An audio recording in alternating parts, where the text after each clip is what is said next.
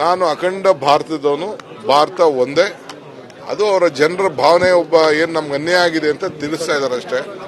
ನಾನಂತೂ ಭಾರತ ಒಗ್ಗಟ್ಟಿರಬೇಕು ಅಷ್ಟೇ, ಭಾರತ ಒಗ್ಗಟ್ಟಿರಬೇಕು. ನಾವೆಲ್ಲ ಭೂತಾಯಿ ಮಕ್ಕಳು, ಕಾಶ್ಮೀರಿಂದ ಕನ್ಯಾಕುಮಾರಿವರೆಗೂ ಒಂದೇ.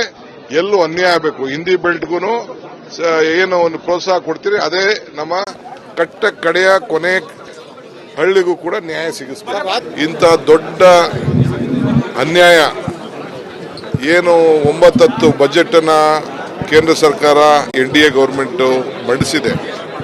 ಇಷ್ಟು ಕಳಪೆ ಬಜೆಟ್ ಅನ್ನ ನಾನು ಯಾವಾಗಲೂ ನೋಡಲಿಲ್ಲ. ನಮ್ಮ ರಾಜ್ಯಕ್ಕೆ ದೊಡ್ಡ ಅನ್ಯಾಯ ಆಗಿದೆ. ಇದ್ರ ಬಗ್ಗೆ ಯಾವ ರೀತಿ ಹೋರಾಟ ಮಾಡಬೇಕು ಅಂತೇಳಿ ನಾವು ರೂಪಿಸ್ತೇವೆ. ಆಯ್ತು, ಇದು ಎಲೆಕ್ಷನ್ಗೆ ಹೋಗೋ ಬಜೆಟ್, ಕೆಲವರು ಮ್ಯಾನಿಫೆಸ್ಟೋ ಬಜೆಟ್ ಅಂತ ಹೇಳ್ಬೋದು. ಬಟ್ ಅಟ್ಲೀಸ್ಟ್ ಅವ್ರಿಗೆ ಆತ್ಮವಿಶ್ವಾಸ ಇರೋಂಥವ್ರು ಜನರಿಗೆ ಏನು ಕೊಡ್ತೀವಿ ಅನ್ನೋದಾರು ಅವರ ದಿಕ್ಸೂಚನೆ ಬಹುಶಃ ಇಲ್ಲಿ ಹೇಳಬೇಕಾಗಿತ್ತು. ನಿನ್ನೆ ಪ್ರೆಸಿಡೆನ್ಷಿಯಲ್ ಅಡ್ರೆಸ್ ಅಲ್ಲೂ ಕಾಣಲಿಲ್ಲ, ಇವತ್ತು ಕಾಣಲಿಲ್ಲ. ನಮ್ಗೆ ಬಹಳ ನಿರಾಶೆ ಆಗಿದೆ.